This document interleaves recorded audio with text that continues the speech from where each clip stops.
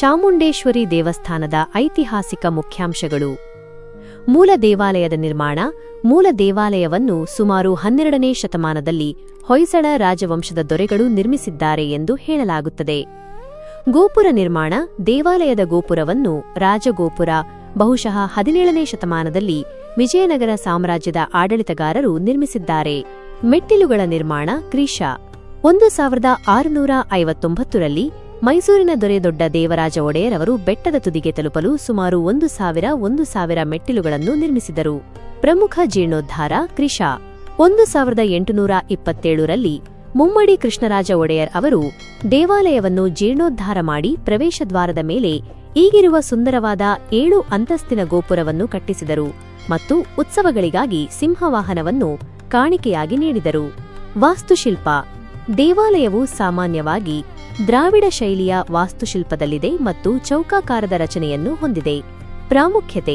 ಇದು ಹಿಂದೂ ಪುರಾಣದ ಪ್ರಕಾರ 18 ಮಹಾಶಕ್ತಿಪೀಠಗಳಲ್ಲಿ ಒಂದೆಂದು ಪರಿಗಣಿಸಲ್ಪಟ್ಟಿದೆ ಮತ್ತು ಇದನ್ನು ಕ್ರೌಂಚಪೀಠ ಎಂದು ಕರೆಯುತ್ತಾರೆ. ನಾಡದೇವಿ.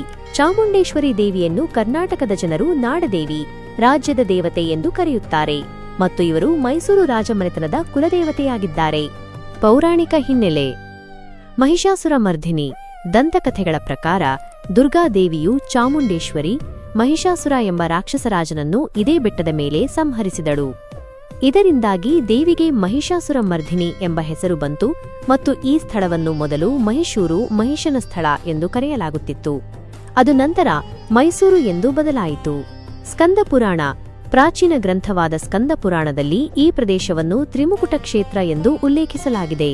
ಹಿಂದೆ ಈ ಬೆಟ್ಟವನ್ನು ಮಹಾಬಲಾದ್ರಿ ಮಹಾಬಲೇಶ್ವರ ದೇವಸ್ಥಾನದ ಹೆಸರಿನಿಂದ ಎಂದು ಕರೆಯುತ್ತಿದ್ದರೂ ಅದು ನಂತರ ಚಾಮುಂಡಿ ಬೆಟ್ಟ ಎಂದು ಪ್ರಸಿದ್ಧವಾಯಿತು.